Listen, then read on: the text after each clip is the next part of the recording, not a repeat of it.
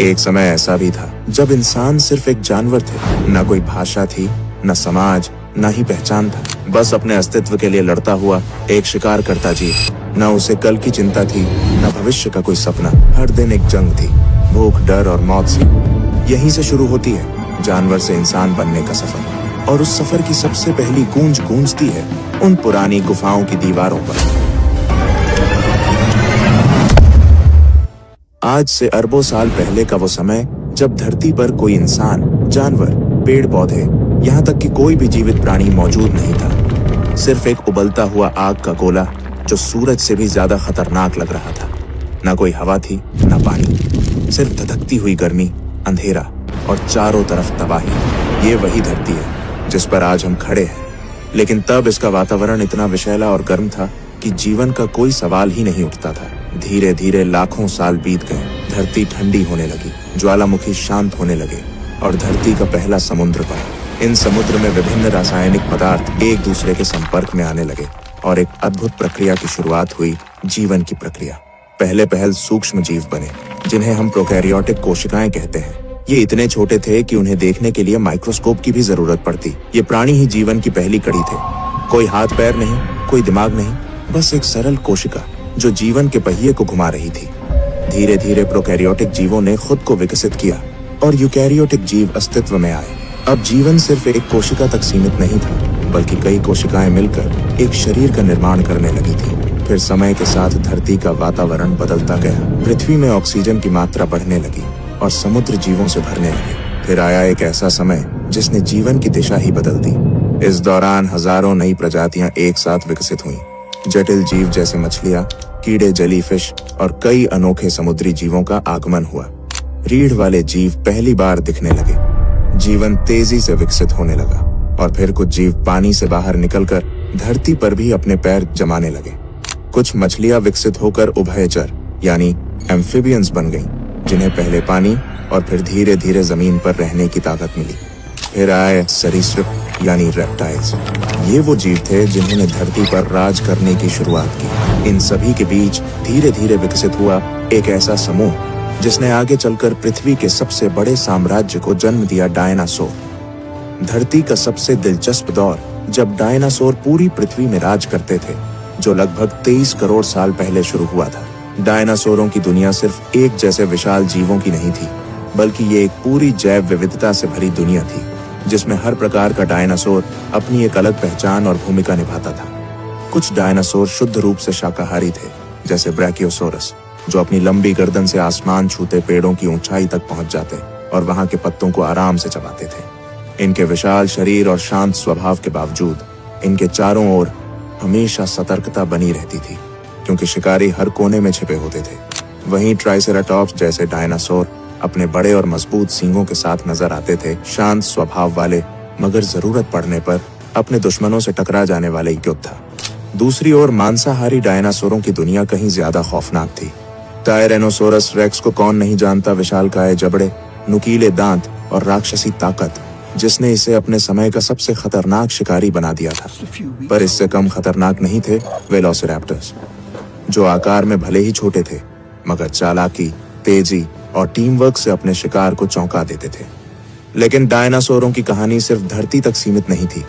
कुछ ने आसमान में उड़ान भरी, जैसे प्टेरोडैक्टाइल्स और क्वेट्ज़लकोअट्लस, जिनके पंख इतने विशाल थे कि लगता था जैसे पूरा आकाश ही उनके कब्जे में हो। ये उड़ने वाले डायनासोर शिकार करने के लिए या लंबी दूरी तय करने के लिए आसमान में इधर उधर मंडराते रहते थे। और वहीं जब नजरें समंदर की गहराइयों में जाती हैं, तो वहां भी डायनासोरों जैसा जीवन मौजूद था।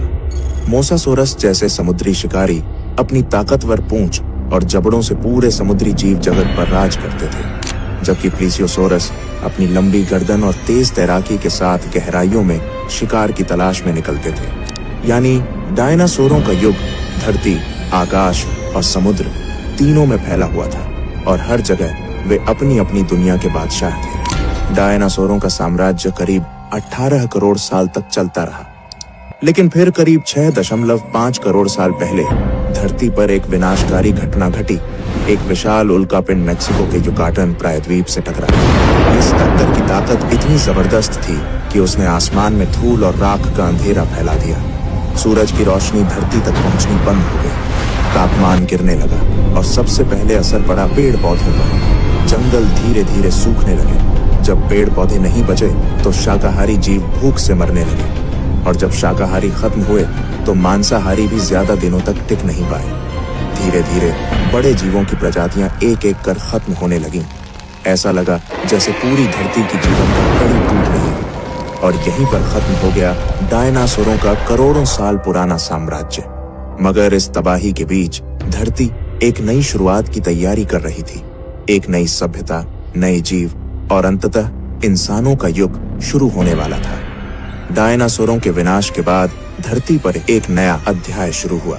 करोड़ों सालों तक दबे, छिपे और भय में जीने वाले छोटे छोटे स्तनधारी जीव अब मुक्त थे। पहले ये जीव पेड़ों की झाड़ियों में, जमीन के नीचे बिलों में या चट्टानों की दरारों में छिपकर रहते थे, क्योंकि धरती पर डायनासोरों का राज था और उनका किसी भी समय शिकार हो जाना तय था। मगर अब वह डर मिट चुका था। वातावरण धीरे धीरे स्थिर हो रहा था और जीवन को फिर से फैलने का मौका मिल रहा था। इन स्तनधारियों की खासियत थी कि इनके शरीर पर फर था, जिससे ये तापमान के बदलते हालात में खुद को बचा सकते थे। ये अपने बच्चों को जन्म देकर दूध पिलाते थे, जिससे उनकी संतानों की जीवन दर अधिक थी। जैसे जैसे समय बीतता गया, इन स्तनधारियों ने अपने पर्यावरण के हिसाब से खुद को ढालना शुरू किया। कुछ ने पेड़ों पर रहना जारी रखा, जहां उन्हें फल, पत्तियां और सुरक्षा मिलती थी। वहीं कुछ जमीन पर उतर आए और उन्होंने नई चुनौतियों का सामना करना सीखा। खुला आकाश, खुले शिकारी और बदलता मौसम। डायनासोरों के बाद धरती स्तनधारी जीवों से भर गई थी, लेकिन उनमें से कुछ खास प्रजातियां धीरे धीरे एक नए मुकाम की ओर बढ़ रही थी। ये थे प्राइमेट्स, यानी वो जीव जो आज के इंसानों के सबसे नजदीकी पूर्वज माने जाते हैं। यही जीव आगे चलकर इंसानों के पूर्वज बनने वाले थे। इन प्राइमेट्स का विकास काफी रोचक था। उन्होंने पेड़ों पर चढ़ना, शाखाओं पर छलांग लगाना और तेजी से भागना सीखा। धीरे धीरे उनके अंगों में बदलाव आने लगा। उनकी उंगलियां लचीली होने लगीं ताकि वे शाखाओं को मजबूती से पकड़ सकें। उनके हाथ अब सिर्फ पकड़ने के लिए नहीं, बल्कि चीजों को घुमा फिराकर समझने और उपयोग करने के लिए बनने लगे। सबसे महत्वपूर्ण बदलावों में से एक था आंखों की स्थिति। अब उनकी आंखें सिर के सामने की ओर आ गईं, जिससे उन्हें गहराई और दूरी का बेहतर अनुमान होने लगा। यह बदलाव उन्हें पेड़ों पर छलांग लगाने और शिकारियों से बचने में बेहद मददगार साबित हुआ। समय के साथ प्राइमेट्स का दिमाग भी विकसित होने लगा। वे अब छोटे समूहों में रहने लगे, मिलजुल कर भोजन ढूंढते और एक दूसरे को खतरे से सावधान करते। सामाजिक जीवन की शुरुआत यहीं से हुई। समूहों में रहना और एक दूसरे से संकेतों के जरिए संवाद करना। सामाजिक जीवन की शुरुआत यहीं से हुई। समूहों में रहना और एक दूसरे से संकेतों के जरिए संवाद करना उनके दिमागी विकास का एक बड़ा कारण बना। धीरे धीरे शरीर में और भी बदलाव आने लगे। कुछ प्राइमेट्स ने जमीन पर ज्यादा समय बिताना शुरू किया। शाखाओं पर लटकने वाले हाथ अब जमीन पर चलने में भी इस्तेमाल होने लगे। रीढ़ की हड्डी में हल्का झुकाव आया और शरीर की बनावट ऐसी होने लगी कि वे कुछ समय के लिए दो पैरों पर खड़े हो सके। यही वो समय था जहां इंसान बनने की दिशा में पहला कदम रखा गया। दो पैरों पर खड़े होना सिर्फ एक शारीरिक बदलाव नहीं था, ये संकेत था एक नई सोच, एक नए दृष्टिकोण और धरती पर आने वाले सबसे जटिल जीव मनुष्य की शुरुआत का। आज से लगभग 20 लाख साल पहले इंसानी विकास की यात्रा ने एक नया मोड़ लिया। होमो इरेक्टस का उदय हुआ, जिसका अर्थ है सीधा खड़ा होने वाला मानव। यह हमारे पूर्वजों की इवोल्यूशनरी कड़ी में एक बेहद अहम पड़ाव था। होमो इरेक्टस न सिर्फ दिखने में पहले के प्राइमेट्स से अलग था, बल्कि इसकी क्षमताएं भी कहीं अधिक विकसित थीं। इनका मस्तिष्क पहले की तुलना में बड़ा और अधिक जटिल हो चुका था, जिससे सोचने, समझने और समस्याओं को हल करने की क्षमता बढ़ी। इनकी सबसे खास बात थी इनका शरीर। ये पूरी तरह दो पैरों पर सीधा चल सकते थे, जिससे इन्हें लंबी दूरी तय करने में आसानी होती थी। होमो इरेक्टस ने न सिर्फ चलना सीखा, बल्कि अपने हाथों का इस्तेमाल औजार बनाने के लिए करना शुरू कर दिया।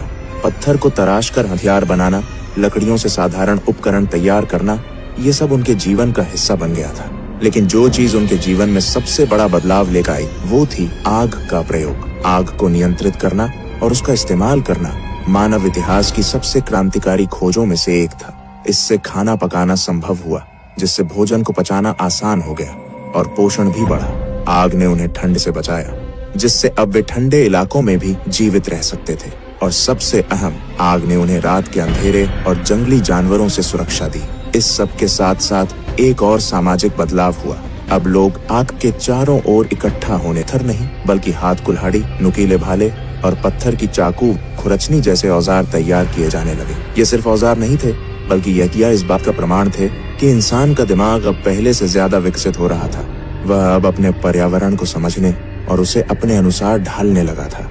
समूह में रहने के अपने फायदे थे। भोजन मिल बांट कर खाया जाता, बच्चों की देखभाल पूरी टीम मिलकर करती और बीमार या बूढ़े सदस्यों की जिम्मेदारी भी सब मिलकर उठाते। यह सामूहिक जीवन इंसानी समाज की नींव बन गया। अब इंसान गुफाओं में रहने लगा था। अंदर आग जलाकर रात बिताना, ठंड से बचना और सुरक्षा महसूस करना, ये गुफाएं इंसानों के पहले घर बन चुकी थीं। लेकिन गुफाएं सिर्फ ठिकाना नहीं थीं, ये अब पहली कला की जन्मभूमि बनने वाली थीं। दुनिया भर की पुरानी गुफाओं में आज भी ऐसे चित्र मिलते हैं जिनमें हिरन, भैंसे, हाथी और इंसानों की आकृतियां उकेरी गई हैं। इन चित्रों ने इतिहास को एक नया आयाम दिया, क्योंकि अब इंसान केवल जी नहीं रहा था, वो सोचने, महसूस करने और अपनी भावनाओं को व्यक्त करने लगा था। ये पहली बार था जब मानव ने अपने विचारों को दीवारों पर उकेरना शुरू किया, और यहीं से कला, संस्कृति और आगे चलकर पूरी सभ्यता की शुरुआत हुई। अब हम उस निर्णायक मोड़ पर आ पहुंचे हैं जहां होमो सेपियंस सिर्फ शिकार करने वाले जीव नहीं रह गए थे। अब वे धीरे धीरे इंसान बन रहे थे। एक ऐसा जीव जो सिर्फ जीने के लिए नहीं, बल्कि महसूस करने, बोलने और समझने के लिए भी जीवित था। भाषा कोई एक दिन में नहीं बनी, यह भी लाखों सालों में धीरे धीरे विकसित हुई। शुरुआत हुई इशारों से, हाथों, आंखों और चेहरे के हाव भाव से। अगर आपको ये इंसानी विकास की कहानी पसंद आई हो तो इसे दूसरों तक जरूर पहुंचाइए, क्योंकि जब तक हम अपने अतीत को नहीं जानेंगे तब तक अपने भविष्य की उड़ान को सही मायनों में नहीं समझ पाएंगे। क्योंकि जब तक हम अपनी जड़ें नहीं जानेंगे, हम अपने पंखों की कद्र नहीं कर पाएंगे। तो वीडियो को लाइक करें, चैनल को सब्सक्राइब करके हमारे साथ जुड़े और कमेंट में बताइए आपका क्या मानना है।